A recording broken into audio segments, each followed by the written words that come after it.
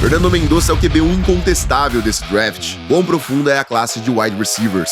E Jeremiah Love caminha sozinho entre os running backs? Esse é o The Heavy Set, o podcast mais pesado sobre a NFL no Brasil. The Heavy Set, o podcast mais pesado sobre a NFL no Brasil, com Lucas dos Anjos e Luiz Felipe Sassini. Já estamos no mês de abril, eu sou o Lucas dos Anjos e do meu lado Luiz Felipe Sassini, o grande especialista sobre prospectos que eu conheço. Tudo bom, meu amigo? Tudo ótimo, Lucão. Vamos aí, nosso segundo episódio, né? O episódio oficialmente o número 01, mas nosso segundo episódio vamos falar de quarterbacks, wide receivers e running backs dessa classe do draft que acabamos de entrar, né, no mês do draft. Então falta um pouco mais de 20 dias para sabermos as seleções de cada time, então temos bastante posições para falar e vamos já começar com essas 3 posições que interessam muito aqueles jogadores de fantasy, né? O pessoal mais viciado em fantasy tá muito preocupado com os jogadores dessas 3 posições. Vamos começar pelos QBs? Cara, a gente vai falar sobre quarterbacks, né? Quarterbacks, wide receivers e running backs. E sobre QB, é aquele cara que todo mundo tá falando, atual campeão do Heisman Trophy, campeão do College Football por Indiana, Fernando Mendonça. O cara já é um Raider, Luiz? E o que o credencia, de fato, o quarterback de Indiana, que tem ali são 1,95m, 107 kg e 22 anos, a ser a escolha, provável escolha número 1 no draft de 2026? Ele com certeza ele se valeu de uma temporada abaixo dos quarterbacks no college esse ano, né? Os próprios números de Heisman, né, dele não se compara a temporadas como o do Joe Burrow ou do Baker Mayfield, né, em anos anteriores, mas ainda assim foi uma belíssima temporada, contando com o baixo nível dos outros quarterbacks, mas ele ainda assim entregou muito, principalmente nos jogos de playoffs, né? Ele enfrentou Oregon, Ohio State e Miami, né? Miami não assim do mesmo nível de defesa, apesar de ainda ser uma boa defesa, no mesmo nível de defesa de Oregon e Ohio State, e nesses jogos ele foi assim muito bem, né? Apesar de alguns especialistas como o Dan Orlovsky questionasse que ele tenha ido bem nesses jogos, ele foi muito bem. Ele teve, se eu não me engano, foram 6 TDs e 1 interceptação nesses 2 jogos especificamente, quase 1.000 jardas aéreas nesses 2 jogos, né? Eu acho que foi 500 jardas contra o Oregon em um pouco menos de 300 contra o Ohio State. No jogo de Ohio State, é verdade, ele não teve um bom início, mas que nem você falou, era a principal defesa do college do ano passado. Então ele teve um início devagar, mas aí na hora que importava, na hora de decidir, ele teve um grande jogo e encontrou muito bem seus recebedores, principalmente o Omar Cooper Jr., que é prospecto de primeira rodada, a gente vai falar dele um pouco daqui a pouco, e acho que ele fez por merecer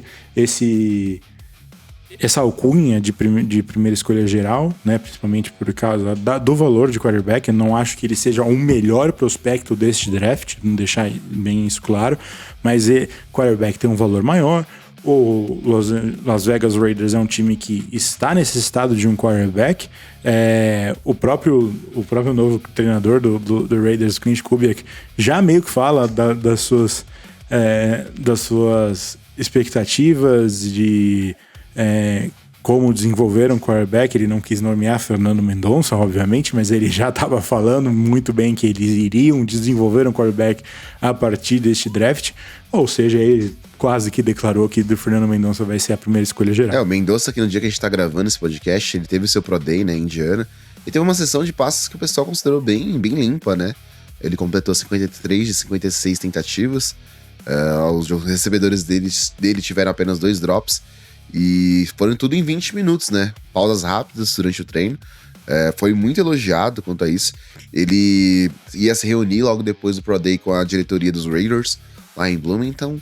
E depois, na verdade, já tinha se encontrado, né, no Combine, e uma reunião também via Zoom com o time dos Raiders, que tudo indica vai draftar o prospecto aí que veio do high school com 3 estrelas. Mendonça, pra quem você não sabe, né, tipo, ele não jogava em Indiana antes do Curt Sinnett levá-lo pra lá, ele era na Universidade de Califórnia, ele se transferiu em 2025 pra Indiana, e de fato ele mudou o padrão e o patamar da universidade junto com o Curt Sinnett. Curt Sinnett foi o treinador que teve uma evolução gigantesca nos 2 últimos anos com Indiana. Indiana bateu na porta lá dos playoffs em 2024. Ano passado teve uma campanha fantástica, campeão nacional de forma invicta, e hoje traz pro draft um jogador que tem, claro, seus pontos fortes, né? Ele é um cara que lembra muito Kirk Cousins, inclusive até na questão de falar de Deus, da religião dele e tudo mais. É um cara que frisa muito esses pontos, né? Mas ele é um cara alto, é um cara que tem um biotipo ideal pra NFL, ele sabe lidar muito bem com a adversidade, ele sempre elogia o seu elenco, ele é um cara que parece ser um excelente líder, tem uma boa mecânica, cara, ele sabe ditar o ritmo do time, mas eu trago pontos que me preocupam, né?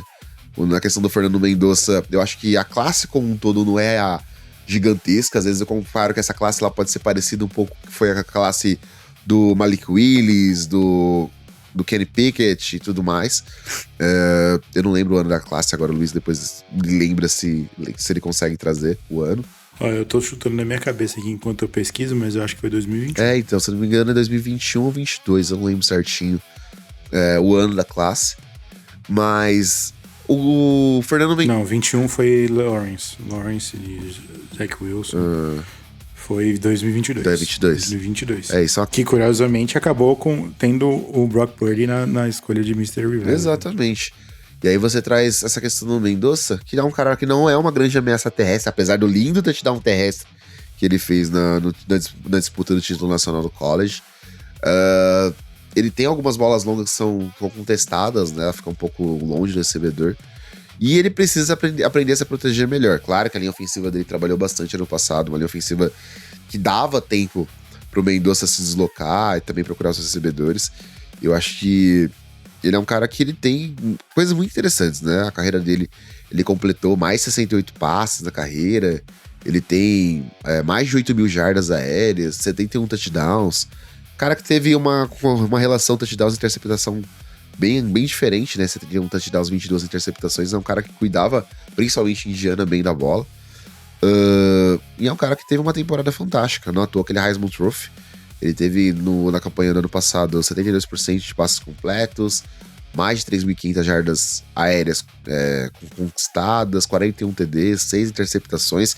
Se você comparar com outros quarterbacks que foram Heisman Trophy, claro, fica alguma coisa aí, mas eu gosto eu confesso pra você, Luiz, é um cara que ele pensa muito, é um cara que, por exemplo, é o Mr. LinkedIn, é fantástico ver que ele posta as atualizações no LinkedIn da vida dele como um todo, e eu acho que o Fernando Mendonça pode sim dar certo na NFL, mas minha preocupação é se vai ser nos Raiders. Não, é sempre a questão, né? Com qual vai ser o time que ele vai cair, principalmente qual a comissão técnica, essa parceria com o head coach.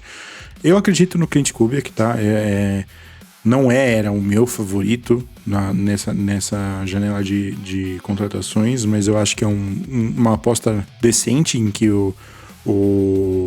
os Raiders estão fazendo nesse head coach, né? O pedigree ele tem, né? Filho de Gary Kubiak, que foi campeão no Super Bowl 50 com os Broncos.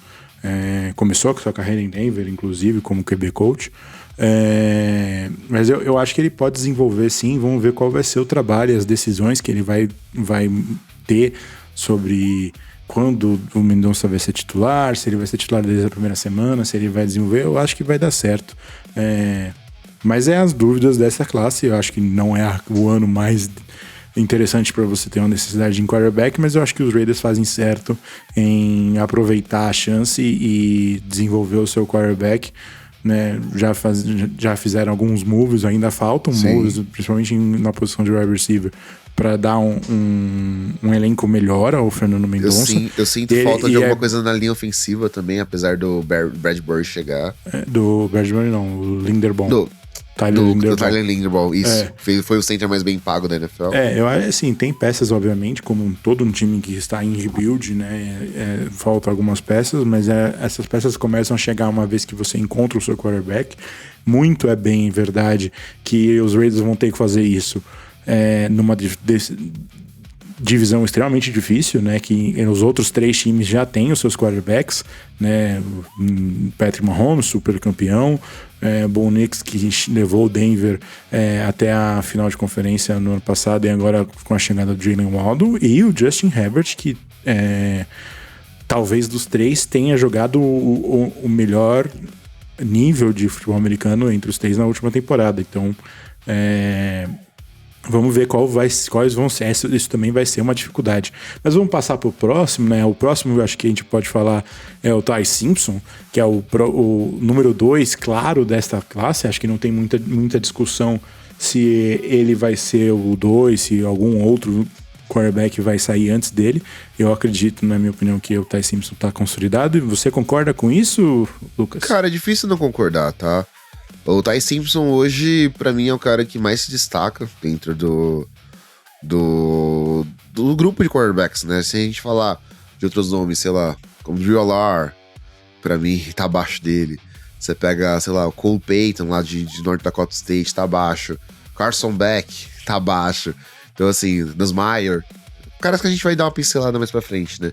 Mas, assim, eu acho que o Ty Simpson, ele traz algumas coisas boas, tá? Alabama, acho que desde a saída do Nick Saban, Alabama mudou muita coisa, tá? Muitos prospectos saíram, o Ty Simpson não teve uma vida fácil, não é um cara que você fala, pô, é um gigante, não, ele tem 1,85 de altura, ele tem menos de 100 quilos, é um cara que, pra mim, ele vai sair mais cedo do que ele deveria sair. Eu acho que ele deveria sair na segunda rodada, mas os times que estão com necessidade de quarterback vão apertar o gatilho no Ty Simpson. É um cara que, assim, trouxe um dinamismo.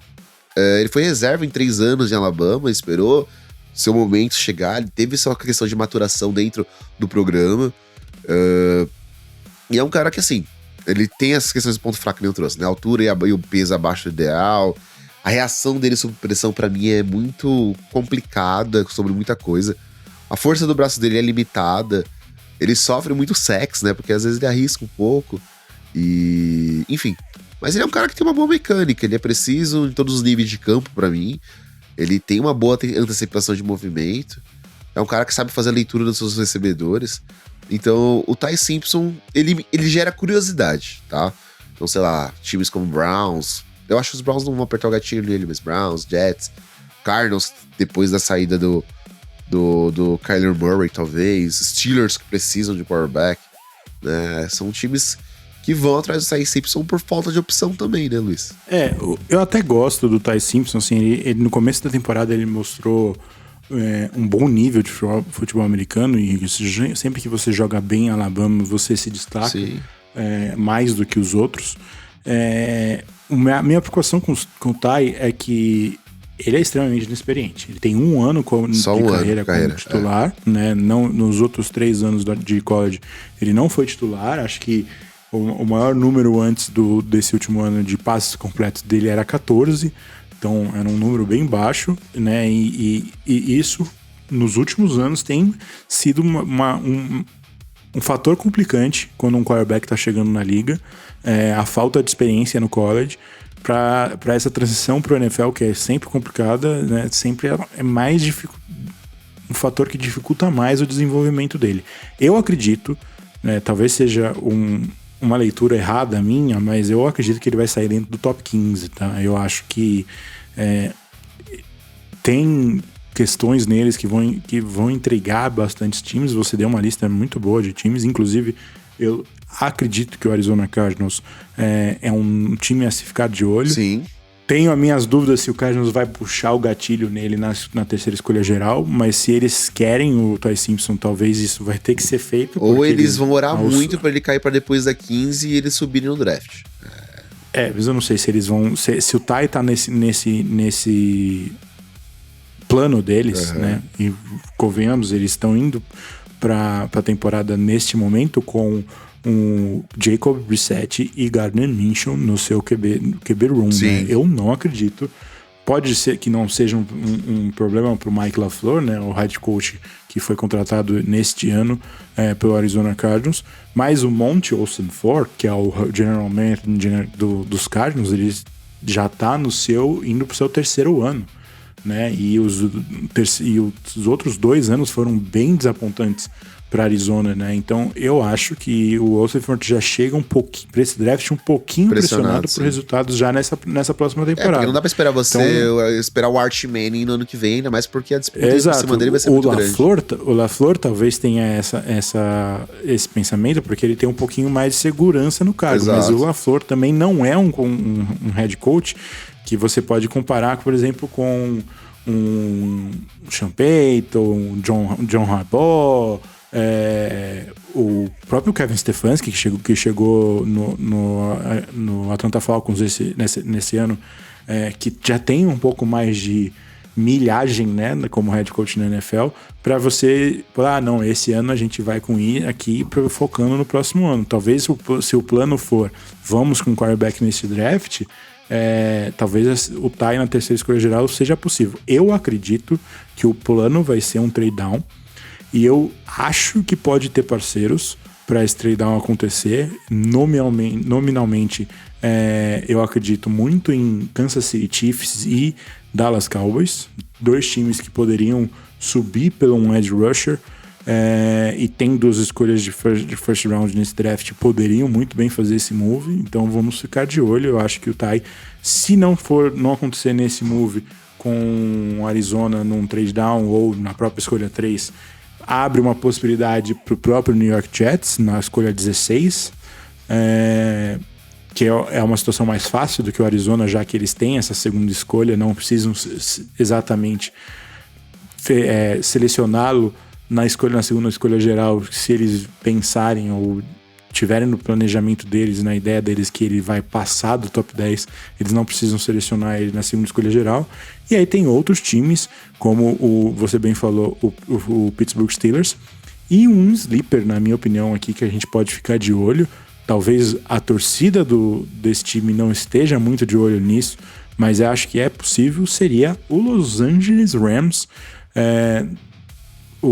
com talvez projeto, talvez a melhor chance que o Rams tem de já garantir um futuro pós Matt Stafford. E alguém para desenvolver, né?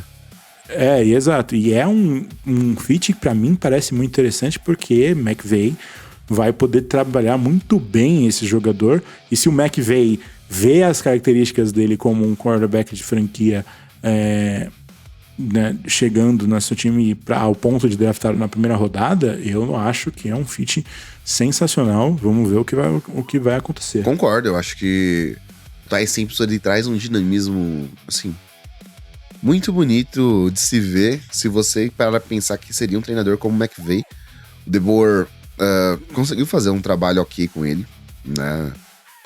Kalen DeBoer, ele teve complicações no seu primeiro ano em Bama, o segundo já foi mais tranquilo, entre aspas. Ainda assim a cobrança é sempre muito grande, mas os QBs de Bama eles sempre são 8 ou 80, né? Então é um cara que a gente vai ficar de olho pra ver primeiro quem leva e depois como vai ser esse desenvolvimento dele. Agora, Luiz, vamos lá, tá? Você tem alguns nomes aqui.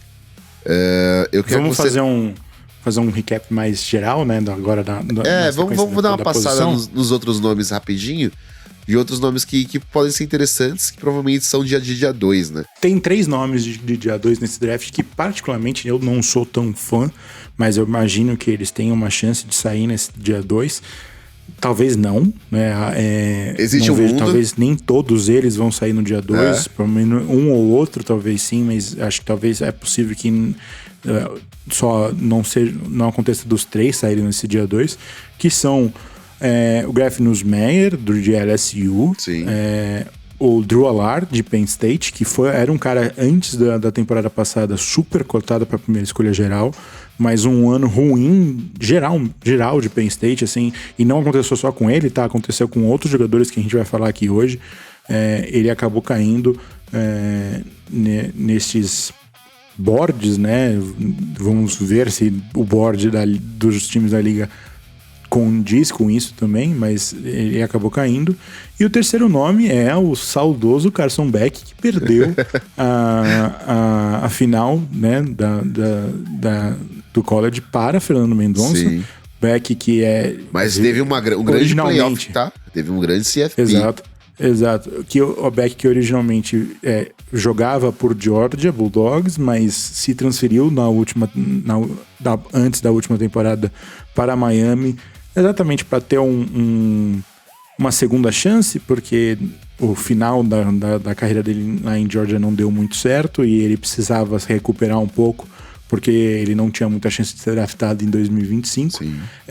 E acabou tendo um bom ano, levou o Miami para a final do college, né, dos playoffs do college. Não fez um bom jogo na final, muito pelo contrário, foi um jogo bem fraco dele, e o jogo acabou sendo definido numa interceptação dele. Mas ainda assim tá um cara curioso, né? Um cara que, ao contrário de Mendonça e Ty Simpson, tem bastante experiência como titular, né? Talvez isso seja um fator favorável a ele nos boards dos times, a ver se os times acham que os atributos físicos e a qualidade de leitura dele é boa o suficiente para se desenvolver num quarterback titular na liga, mas ele tem já esse nível da experiência que pode ajudar ele a ser uma seleção de segundo dia. Assim, eu não consigo nem pensar numa ordem dos três hoje. A ordem que eu falei aqui não é nada. Não, nenhuma ordem. Não, não. Eu sei que não é uma ordem da sua cabeça do que veio. Eu acho que o Drew Allar ainda é o melhor dos três. Tá. É um cara que teve muito hype no college. Ele é um senior. Ele ficou muito tempo lá em Penn State. Ele é um cara que é grande. É um protótipo pra NFL em questão de tamanho, peso, força física. Tem um braço com um toque bom. Enfim. É um cara que você fala assim, pô, aquele branquelo que eu vejo jogando no meu time, né? Mas aí você pega a leitura de jogo dele, é muito lenta, cara. É um cara que ele fica maluco quando tá sob pressão. Jogando contra o High State, ele quase tem uma síncope. Não tem presença de pocket, então... Não sei. Eu acho que se ele saísse na quarta rodada, quinta rodada, não me surpreenderia. Nem um pouco. Sendo bem sincero, ou no dia 3. Como os outros nomes também, sabe? Eu acho que o Carson Beck, ele traz também uma questão de experiência. É um cara que também é um senior, ele tem uma rodagem muito grande em Georgia. É um cara que trouxe um dinamismo legal pro ataque de Miami. Ajudou muito o Miami na questão ofensiva da bola. Ainda mais que ele tinha um recebedor calouro, né? A chegar ali na final do CFP, bateu times que a gente não esperava. Miami, pra mim, surpreendeu bastante. Apesar que eu não coloco todos os créditos na conta do Carson Beck. Ainda mais porque na final ele errou bastante. Mas é um cara que sempre gerou dúvidas. Eu conheço pessoas que amam e pessoas que odeiam o Carson Beck. Agora no Nussmeier, eu não sei. É um cara que me deixa crente que ele possa ser mais que um reserva na liga. Tá? Eu particularmente concordo. Eu não acho que nenhum... Até os três, na verdade, não vejo muito mais do que reserva. Acho que podem ser bons reservas, tá? Ela tem algumas qualidades nesse... Times precisam hoje de bons reservas. E eventualmente vão ter sua chance como quarterback titulares. Há muitos times na liga precisando de quarterback, então é bem possível que a gente em algum momento nessa temporada veja esses três jogadores em campo. Mas realmente não vejo muito mais do que como quarterbacks reservas, backups, quarterbacks. Tem outro nome nessa classe, que é o que eu quero passar rapidinho aqui antes da gente passar. Eu tenho certeza que eu sei o que você vai falar. Que é o Cole Payton. Não é. Você achou que era outro? Eu pensei que você ia falar do Diego Pavia. Não, eu acho que o Pavia nem quarterback reserva na liga, acho que ele vai ser. O Cole Payton, que vem de North Dakota State. Sim. É verdade, North Dakota State tem todas as dificuldades de ter menos experiência, mas mesmo que um jogador que tenha muitos jogos na Agora sua é um programa de D1, né? Então quem vem de North Dakota State vai jogar na D1. Exato. Ainda assim tem esses problemas de desenvolvimento que pode ser verdade que afetem ele. É um cara que vai sair late day 3, né? É um cara... Se a gente fez uma pequena comparação com a classe de 2022, talvez esse seja o Brock Purdy da classe. Vai depender muito se ele cair num lugar em que ele tem uma chance... Entre muitas aspas, né? Pelo amor de Deus. Velho. Entre muitas aspas, tá? Mas eu acho que é um caminho parecido com o Brock Purdy.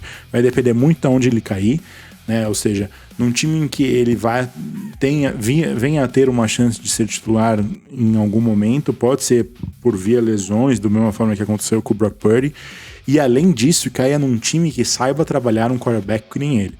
Então, se ele cair num time, por exemplo, com um head coach defensivo, eu já acho que ele não vai ter essa chance de se desenvolver como um quarterback titular. Eu acho que ele precisaria cair num time em que tenha exatamente esses head coaches ofensivos que tenham mente para trabalhar um ataque mais simplificado para um quarterback que nem ele, mas ele tem atributos muito interessantes, né? Eu acho que estatísticas muito boas também. São, se eu não me engano, foram nessa última temporada 2.719 jardas, 16 touchdowns e 4 interceptações em 299 dropbacks. Na carreira dele inteira, ele passa esses números para além de 5 mil jardas, 65 touchdowns passados. É um cara com um pouco mais de experiência. Obviamente, alguma dessas experiências dele foram na categoria D2, que é um pouco um nível mais baixo, mas ele dominou. Só lembrando também que ele tem uma boa arma terrestre, tá? Ele teve 13 touchdowns terrestres. Além disso, é um cara que sabe aproveitar bem as suas pernas, então dependendo do time que ele cair, vamos ficar de olho. É um cara que pode vir a surpreender os jogadores de fantasy, se tiver um espaço ali para draftar ele no final do seu draft bem no final de fantasy de Dynasty, é um cara que pode vir a surpreender. Vamos passar para os próximos posições, Lucas? Vamos para wide receivers e fãs do Pavia, Diego Pavia, não fiquem bravos, tá? Todo mundo vai falar dele da mesma forma. Cade Klubnik da mesma forma. O Pavia é um cara... Ele é mais aura do que com talento. Essa é a verdade. Aquelas auras do college que ninguém explica e nos reflete na NFL muitas vezes. Exato. Você quer falar de wide receiver ou running back? Vamos para wide receiver, que é um pouquinho mais extenso do que o running backs. Bora falar. Eu vou deixar você trazer o primeiro destaque, então, por favor. Porque, querendo ou não, a gente tem uma classe com... sei lá. Eu vou fazer um parâmetro 5 geral nomes que podem classe. Sair na primeira rodada? Eu acho que são até mais do que isso, tá, na primeira rodada. Mas a gente vamos falar dos top 5 e depois a gente fala outros nomes que podem sair na primeira rodada e alguns nomes que a gente pode destacar de dia 2 a gente vai até 3. acelerar um pouquinho mais sobre os wide receivers, até pra não exato, ficar até porque senão dá pra fazer uma hora inteira só falando de wide receivers. Exatamente.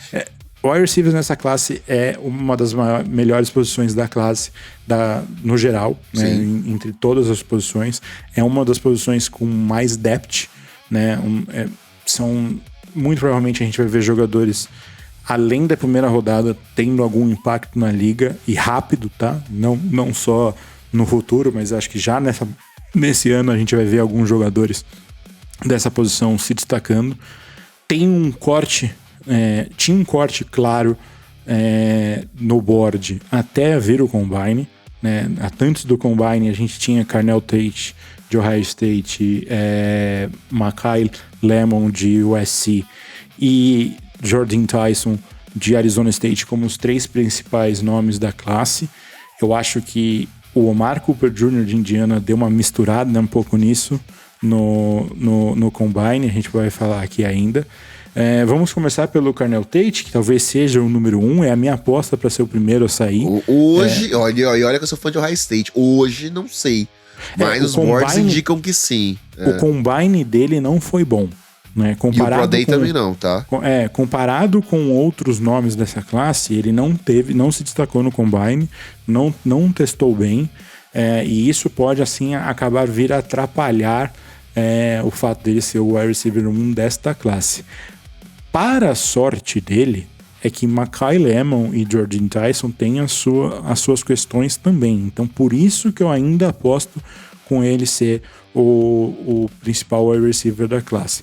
É um excelente jogador, teve uma excelente carreira em Ohio State que vem se mostrando uma grande universidade para wide receiver U, tá? Desculpa, LSU, mas é Ohio State. A gente tem na liga hoje Jackson Smith-Njigba, Marvin Harrison, que mais? Chris Olave. Você vai pegar de... Tem mais um. Tem bastante nome, calma. Marvin Harrison Jr., Chris Olave, Jackson Smith-Njigba. Caramba. Eu ia falar de Jeremiah Smith, mas Jeremiah Smith não sei. Não, Jeremiah Smith ainda não. Mas tem mais um que também fugiu o nome aqui, eu vou achar rapidinho. Calma. Garrett Wilson. Que os Jets, eles são uma draga tão grande, né? E além disso, a gente esquece fora o Terry McLaurin. Emeka Egbuka.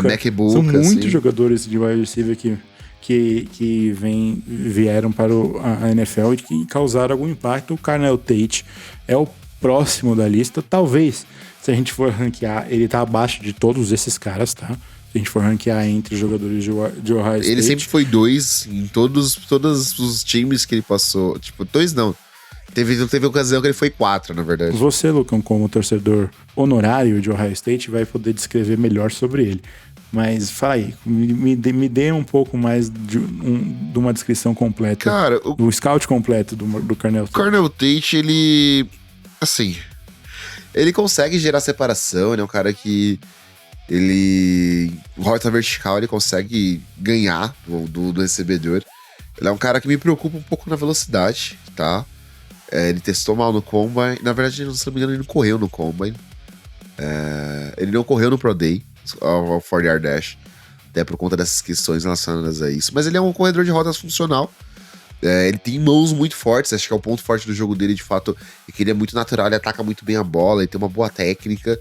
Ele consegue produzir, após a recepção, com bastante aceleração, inclusive. Uma visão de jogo muito equilibrada. Mas é um cara que me preocupa, porque ele nunca foi o alfa do ataque, né? Ele nunca foi um alfa. Ele não foi um alfa em 2025. Na verdade, nos 2 últimos anos, o Jeremiah Smith foi o alfa, de fato, dos recebedores de Ohio State. O Carnell Tate, ele é um cara que... Ele é um prospecto de 5 estrelas high school, mais um desses caras que ficaram muito fascinados sobre a fala do Brian Hartline, que era o treinador de recebedores de Ohio State, hoje coordenador ofensivo do time, e é um cara que projetou todos esses wide receivers que a gente citou para a NFL.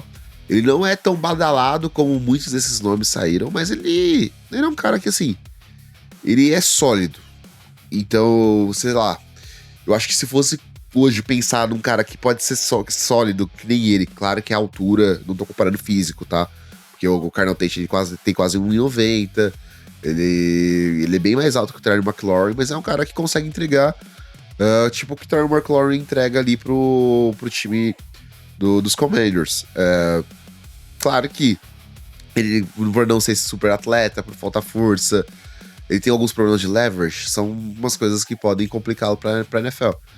Mas ele tem um físico adequado, ele tem excelentes mãos, ele tem um grande processamento mental do jogo, e ele é paciente, entendeu? Ele sabe fazer boas leituras do que tá acontecendo em campo.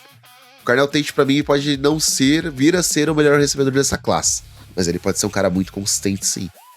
Agora, um cara que você gosta bastante, né, senhor Luiz Felipe Sassini, Makai Lemon. Sim, né? O Lemon é um jogador muito interessante. É um jogador primariamente de slot, né? Pelo seu tamanho, ele tem uma estatura mediana, corre melhor nas rotas feitas para o slot. Mas ele tem um jogo muito aprimorado para achar esse espaço entre os números. Uma produção assim muito boa em USC. Que também tinha outros nomes, né? Talvez não fosse tão alfa como alguns outros nomes no college, mas ainda assim, uma produção muito boa, um cara muito veloz, com uma aceleração para jogar em profundidade muito interessante, muitas comparações com o Amon-Ra St. Brown, por exemplo. Que eu acho perigoso. É uma comparação um pouco perigosa, é verdade, mas é um cara, um estilo de jogo parecido, uma estatura mais mediana, não é tão alto como um... Tem 1,80, né? Um dos grandes wide receivers da liga, né? Não é um cara que é tão alto como os jogadores que jogam primariamente no outside, mas é um cara de YAC, né? A yards after catch, as jardas após a recepção. Então, ele é bem interessante. A questão que me chamou muito a atenção com ele foi as entrevistas. Ele teve entrevistas até com jornalistas extremamente constrangedoras. Muitos disseram, inclusive, que conversando com scouts e caras da liga, né, GMs, que as entrevistas privadas com os times também foram muito estranhas. Muito se falou que quem estava assessorando o Makai Lemon nesse processo de draft tenha feito um trabalho muito ruim. Isso pode ter assustado um pouco as equipes e matado a chance dele de ser uma escolha dentro do top 10. Eu ainda acho que ele sai dentro do top 20, talvez até top 15. Eu acho um jogador que tem um potencial para ser muito bem utilizado num time como o Los Angeles Rams, Baltimore Ravens. Gosto bastante desse jogador e acho que é um cara que vai ter um impacto rápido na liga, e por isso que é um cara que tá muito seguro com uma escolha de primeira rodada. Vamos já passar pro próximo, né? Um jogador muito interessante também, mas com algumas questões físicas, que é o Jordan Tyson, não é, Lucas? Cara, Jordan Tyson, assim, por algum tempo ele foi, pra mim, o principal recebedor dessa classe. Tá? Um cara que vem ali de Arizona State. Ele tem um padrão alto para um receiver, né? Ele é novo, 21 anos, tem quase 1,90 m, mais de 90 quilos. É um prospecto muito interessante. Ele tem um tamanho muito bom, é um atleta, tá? Ele realmente é um atleta, ele corre rotas de uma forma bem segura e sabe mudar bem de direção. Ele é versátil, ele consegue jogar nas 3 posições do ataque. Ele busca a bola, ele tem essa questão de ser um receiver ball hawk, então as mãos dele são muito firmes e ele faz essa disputa pela bola contra os defensores de uma forma muito bem feita, tá? Claro que o histórico de lesões dele, pra mim, que preocupa. Ele é um cara que, fisicamente falando, ele é um freak, ele consegue disputar, mas ele teve uma história de lesões que é relevante. Ele, de fato, teve problemas no college, mas que ele não, pra mim, talvez não possa ser esse jogador que você espere muito dele. Ele pode ser um cara que tenha muitos anos dentro da NFL e não seja um cara de elite, tá? Ainda mais porque ele não tem nada que me impressione depois da recepção. Ele busca a bola no alto e depois disso ele sofre o tackle e tá em campo ali. Então, não espera um cara que quebre tackles, não espera um cara que vai utilizar desse corpanzil que ele tem pra Yaks, né? É bem complicado isso, mas tem muito time que vai atrás dele. Eu acho que o Jordan Tyson, ele é um jogador que gera curiosidade, é mais um desses recebedores de primeira rodada, de um dos vários que podem sair.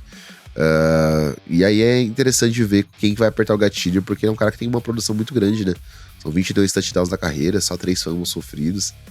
É um cara que tem uma produção por rota muito boa.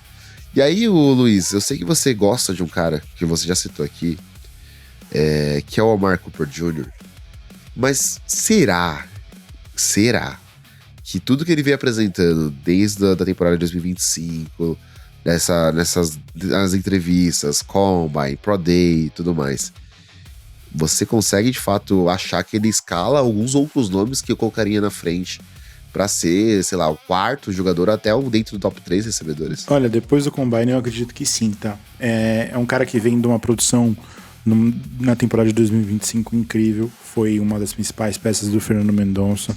Dividia, é bem verdade, esse ataque com o Elijah Sarrar, que também tá no draft, né? Talvez com um pouco menos de destaque do que o Mark Cooper Jr., mas ele dividia essas atenções, mas era um cara muito especial.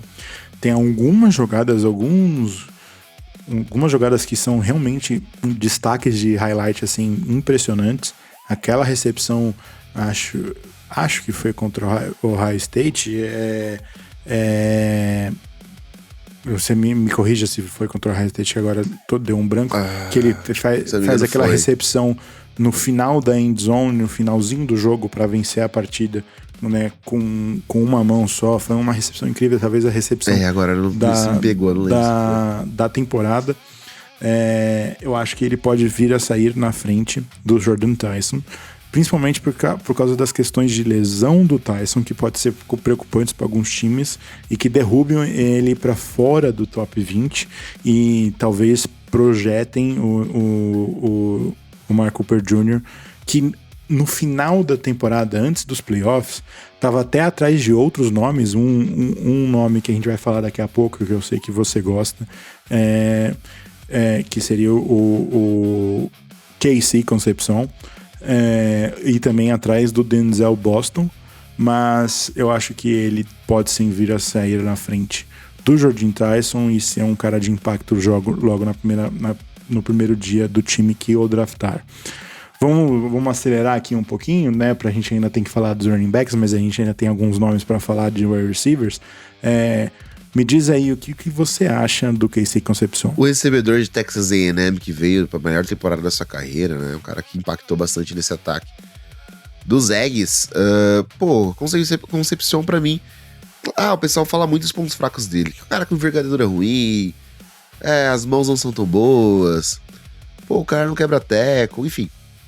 Mas, cara, ele cria separação muito rápido. Ele tem uma explosão fantástica. Ele tem uma visão muito boa de campo. O cara tem 25 touchdowns na carreira. Não sofreu nenhum fumble em 2025. 4 na carreira só. Eu acho que ele é um cara que... a velocidade é o ponto forte dele. A separação é muito boa. Eu não sei. Ele me gera uma curiosidade muito diferenciada, tá? Eu acho que quem vê a tape do Casey Concepcion, ele fica intrigado. É um cara que de fato vai sair na primeira rodada. Eu acho a possibilidade de não sair na primeira rodada muito baixa, mas eu gosto muito do jogador. Eu acho que muitas pessoas têm essa curiosidade de vê-lo, como ele vai atuar na NFL. Eu acho que ele pode ser um cara que, por ser uma júnior ainda, por ser um cara que está em desenvolvimento, ele pode de fato ter uma surpresa grande dentro da liga. Vamos passar uma pincelada rápida agora em outros nomes que você queira falar da posição de wide receiver, Luizão? Claro. Ainda tem 3 nomes que eu acho que tem chances de sair na primeira rodada, né? Vou passar bem rápido aqui. Vou deixar só com vocês. Tá bom. Que é o Denzel Boston, que eu já mencionei, um wide receiver de Washington, um típico no wide receiver 1, big body wide receiver. Talvez não tão dominante nos últimos anos que nem os nomes que a gente já citou, e por isso que ele não batalha por esse top 3, 4 da classe, mas ainda assim é um cara muito interessante. Outro nome que para mim é um dos mais interessantes é o Chris Bell, de Louisville. Se não tivesse machucado, ele teve uma lesão no joelho que o tirou do final da temporada, e ele ainda está se recuperando dessa lesão e tá na dúvida se ele vai estar completamente saudável no começo da temporada. Se ele não tivesse tido essa lesão, para mim era um prospecto claro na primeira temporada, né? Uma excelente carreira em Louisville, curiosamente com o Tyler Show, né? Então talvez temos aí uma conexão para o New Orleans Saints, quem sabe um Saints fazer algum move no final da primeira rodada, para subir no final da primeira rodada e garantir essa parceria com o Show. E o Chris Boswell, que por muito tempo foi considerado um prospecto de primeira rodada, um pouco inconstante na sua produção, e por isso que cai um pouco para a segunda rodada. talvez consiga se cravar ali no finalzinho da primeira rodada uma escolha, mas é mais provável que saia na segunda rodada. Tem alguns outros destaques aqui, eu quero dar um destaque, um sleeper meu, particularmente meu, que eu gosto muito, que é o Jacoby Lane, parceiro do Micah Lemon em USC. É um cara que muito provavelmente não vai sair na segunda rodada, um cara de terceira, quarta rodada. Talvez até mais baixo. Mas eu acho que é um cara que ele, dependendo do time onde ele cair, se ele tiver espaço para produzir rápido, ele tem uma chance de subir. Talvez assim, eu te falo que ele é um cara de terceira e quarta rodada, mas é um tipo de cara que, por exemplo, a gente viu acontecer com o Isaac Tesla no ano passado, um cara que era considerado mais baixo e acabou saindo na terceira rodada e até então está se mostrando uma boa escolha para o Detroit Lions. Pode ser que aconteça com ele também, um cara que tem toda a qualidade para ser um jogador jogar no outside e extremamente rápido. Ele teve aquele drill do Gauntlet, para mim foi o melhor drill do Combine e assim, para mim esse é o drill que mais mostra alguma coisa para wide receivers, e eu fui extremamente fascinado assistindo esse drill dele, e acho que ele pode ser um jogador muito interessante na NFL. Cara, acho que só mais um nome que eu citaria, talvez, é do Elijah Sarach, lá de Indiana também, é outro jogador que me intriga, tá? Ele e o Amari Cooper Jr. faziam uma dupla muito interessante, o Fernando Mendonça. E talvez ele seja um nome até para o próprio Las Vegas Raiders, buscando uma sintonia aí com seu quarterback. Seria bem interessante. Bom, vamos passar para o running backs, que talvez não seja uma classe tão profunda quanto os wide receivers, mas ainda tem nomes interessantes.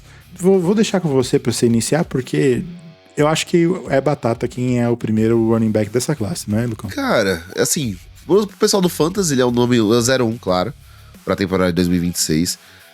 Como prospecto ofensivo, tem pessoas que consideram ele também o 01, tá? A gente tá falando de Jeremiah Love, running back de Notre Dame, é um cara que muita gente gosta. Ele representou anos fantásticos dentro do college football, é um cara que chega preparado para participar de todas as descidas sim da NFL, dominar um backfield dentro do ataque que o draftá-lo, é um cara que ele é uma ameaça constante se ele tá com a bola na mão. Isso aí não se discute, é um cara que tem tamanho, ele tem 1,83m, pra você ter noção.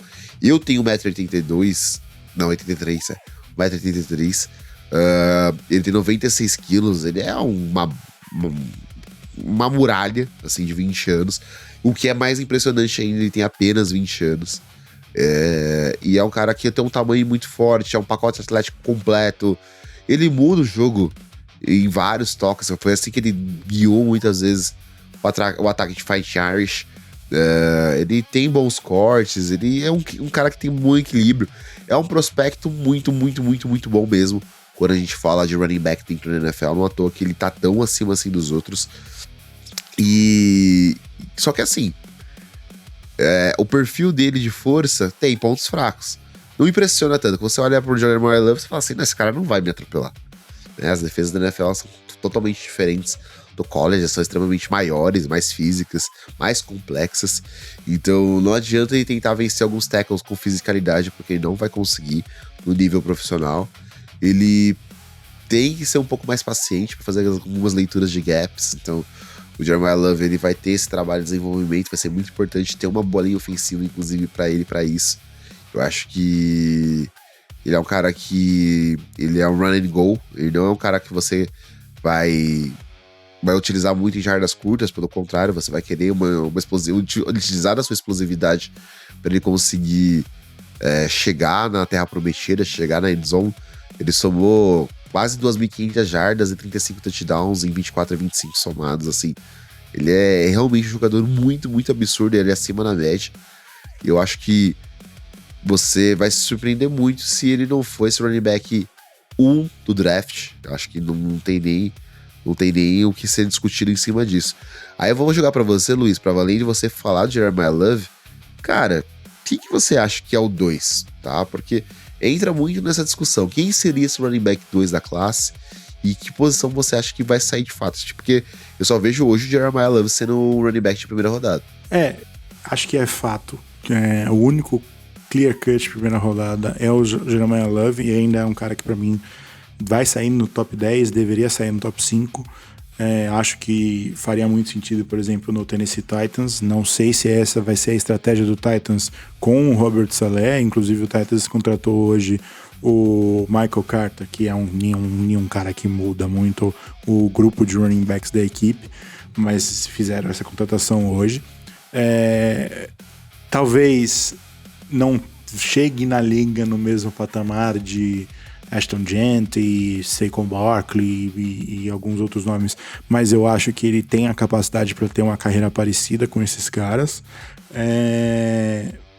E aí tem um drop muito grande pro resto da classe. Na minha opinião, o número 2 seria o Jadarian Price, também de Notre Dame, parceiro do Jeremiah Love em Notre Dame. E acaba que isso é o que joga contra ele, que talvez vai dar chance para outros running backs saírem antes dele.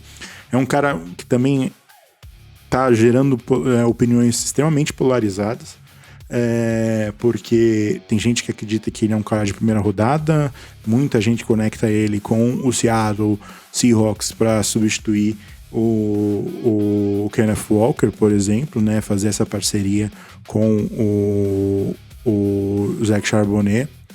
É um cara que nunca, muito por causa de dividir as carregadas com o Love, que era extremamente dominante, nunca ultrapassou 800 jardas numa temporada, mas teve 11 TDs nesse ano, terrestres, mais 2 de recepção, apesar de recepções não ser um destaque dele. Teve 7 TDs em 2024 também. Todos os anos dele no college, ele passou de mais de 15 jardas por carregada, o que é muito impressionante, né? 15, foi 6 jardas por carregada, que é muito impressionante. Eu viajei no número aqui, 6 jardas por carregada. Que é impressionante para um running back, são números muito bons, né? A gente normalmente considera 4 jardas por carregada um número decente, chegando a 6 jardas por carregada constantemente, né, na sua carreira, em mais de 280 tentativas na sua carreira. São números muito interessantes. Eu acho que ele tem potencial para mostrar que ele é um running back 1 na liga e pode ser esse cara que vai carregar a carroça do jogo corrido de algum time. O lado bom também dele ter dividido com o Jeremiah Love é que ele chega mais descansado, se a gente pode dizer assim, né, com as pernas mais frescas, mas acho que é um bom jogador. Agora, Lucão, quem são os outros nomes que, exatamente por causa dessa diferença do Love pro resto da classe, podem chegar e sair até antes do Jadarian Price? Cara, um nome que, assim, dá pra trazer é o do Mike Washington Jr. Testou muito bem no Combine. Exato, de Arkansas. Teve um Combine muito, muito bom, tá? Ele é um cara muito grande, é um cara de mais de 100 quilos, 1,85 m. O que me pega muito nele é a idade, tá? Ele tem 24 anos, ou seja, é um cara rodado, é um redshirt senior dentro do college. Tem um número muito alto de fumbles, perde muita bola. Com drops também, quando no jogo aéreo, ele decepciona muito como recebedor. Então, assim, você espera um cara muito físico, que faça uma produção muito grande, e ele não entrega tudo isso dentro de campo, né? Você olhando a tape, você vê que ele é um cara que você não consegue enxergar um running back que seja extremamente produtivo. Claro, ele tem tamanho, ele é rápido, ele é explosivo, ele, enfim, chega bem no segundo nível, mas depois do primeiro contato, que ele vence normalmente por causa do tamanho dele, ele sofre um pouco, ele sofre bastante, principalmente nessa questão de cuidar da bola. Mas é um cara que só teve 1.000 jardas terrestres na carreira dele em 2025, ou seja, todos esses anos dele dentro do college football, onde ele também rodou bastante, né? Ele passou por Buffalo, ele passou por New Mexico State, então ele é um cara que ele teve uma rodagem muito grande dentro do college. Essa questão do portal de transferências ajudou bastante pra ele, mas eu tenho muitas questões relacionadas a como ele cuida da bola. E aí, eu sei que você quer trazer mais um nome, pra depois a gente falar dos nossos sleepers relacionados aos running backs. Pra mim é um cara que deveria ter um pouquinho mais de destaque nessa classe. Entendo por que ele não é tão badalado assim, e muito provavelmente é um cara que tá tentando convencer times a selecionarem no segundo dia, mas é possível que acaba saindo só no começo do terceiro dia, para você ver a disparidade dessa classe. Mas o Jonah Coleman, o running back de Washington, é um cara que para mim, ele é um 3-down back, é um cara que jogou como 3-down back em Washington e pode chegar na liga como um cara para jogar as 3 descidas. Talvez o melhor bloqueador na posição de running back desta classe, e ele destacou isso no Combine, né? Ele sabe muito bem que para ele estar em campo ele precisa saber bloquear, e ele tem talvez o melhor entendimento de zonas de bloqueios da classe inteira. Então é um cara que ele vai chegar, além de correr muito bem com a bola e ser um touchdown machine, né? São 25 touchdowns nos últimos 2 anos, mas ele vai chegar para proteger muito bem, e os times que priorizam os bloqueios vão ficar bem interessados nele. Acho que ele vai ser um steal para alguém, e um cara que pode se produzir como um running back número 1 se cair num time que dê essa oportunidade a ele. Vamos falar aqui de alguns sleepers, né? A gente falou aqui, quando eu tava falando do Drew Allar, falei que alguns outros nomes de Penn State caíram muito nesse draft, né, no hype desse draft pela temporada ruim de Penn State, e isso não afetou só o Drew Allar, isso pra mim afetou também o Nick Singleton, que chegou a ser destaque fácil para a primeira rodada. Antes da temporada era todos esses way too early mocks colocavam o Nick Singleton às vezes até à frente do Jeremiah Love. Mas 2024 é muito bom, né? Mas uma temporada muito ruim de Penn State, não cobiçou só ele, fez ele cair, e isso também afetou o seu parceiro de backfield, que é o Kaytron Allen, que é um running back muito forte, que é aquele bull rush que vai pegar a bola e correr pelo meio da linha e derrubar o seu tacleador e para conseguir mais jardas. Talvez ele não seja um 3-down back que nem o Jonah Coleman, mas é um cara bem interessante também nessa classe. Você tem algum sleeper? Cara, eu tenho um nome que eu pensei até que você citar, que é o Emmett Johnson, running back lá de Nebraska. Eu deixei ele pra você. Cara, a tape dele realmente me agrada, tá? Ele é um cara que, pra mim, ele é um jogador de dia 2. Alguns mocks colocam ele na 4ª rodada. Eu vi alguns até 3ª. Então. Mas ele, pra mim, é um cara que de fato, ele impressiona, tá? Apesar dele ser pequeno, ele tem menos de 80, se não me engano, ele tem 1,78. É um cara de 22 anos, mas ele tem uma visão de campo muito boa. Ele consegue, ele mesmo, orientar os seus bloqueadores. Ele consegue manipular os ângulos para que, a partir do momento que ele recebe o bloqueio, ele encaixe nos gaps e vai conquistando jardas a partir disso. E ele é um cara que tem mãos confiáveis, né? Para além de ser running back, ele é um cara que tem uma taxa de recepções muito grandes na carreira dele dentro do college. Ele recebeu 105 targets com 92 recepções. Em 2025 ele teve mais de 1.400 jardas terrestres com 2 TDs. É um cara que tem mais de 3.000 jardas de scrimmage na carreira dele no college. Ele, assim, é um cara que pra mim é um sleeper muito forte. Eu vi, inclusive, conversando com o pessoal aqui no Brasil, que eles colocam o Johnson como o 3º running back da classe. Então, assim, a tape dele gera muito buzz. Eu tô interessado pra ver como isso se traduz pra NFL. Eu imagino que alguns até devem colocar ele como número 2, exatamente porque o Jadarian Price é bem polarizado. Eu tenho um último nome que eu queria destacar aqui, e vou destacar muito bem rápido, não vou entrar muito em detalhes sobre ele. É o Kaelon Black, de Indiana, né? Mais um jogador que se destacou muito. O que o Kurt Sinnett não fez com esse time, né? Mais um jogador que se destacou muito nesse time do Kurt Sinnett, foi muito importante nos playoffs. e nesse título de Indiana. É um cara que acho que provavelmente é um jogador a ser selecionado no terceiro dia. Não vejo ele saindo nas primeiras 100 escolhas do draft. Acho que é um cara que vai sair entre quarta e quinta rodada.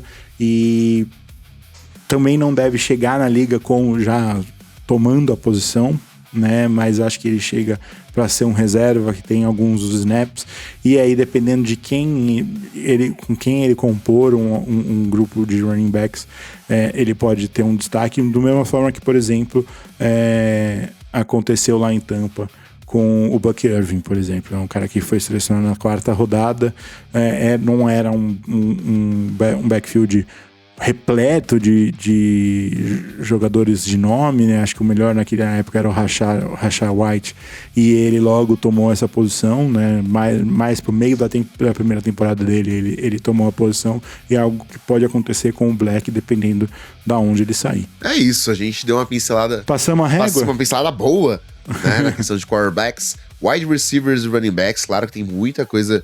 A gente podia facilmente fazer um podcast só sobre QBs, um só sobre wide receivers, outro só sobre running backs. A gente vai ter um auxílio muito, muito legal aí, que a gente conhece há muito tempo, para a questão dos podcasts. O pessoal trouxe feedbacks bem bacanas sobre o episódio piloto, falando que, inclusive, querem ser convidados para falar aqui com a gente e com vocês, né, indiretamente. Sobre os assuntos que a gente vai trazendo. Então a gente tem um mês bem completo aqui, que a gente vai falar de NFL Combine, de NFL Draft, perdão, lá em Pittsburgh esse ano. E assim, muito feliz com o projeto, com o feedback de cada um de vocês. Eu e o Luiz, a gente queria fazer isso há muito tempo e finalmente fizemos. Então o podcast está disponível em algumas plataformas aí.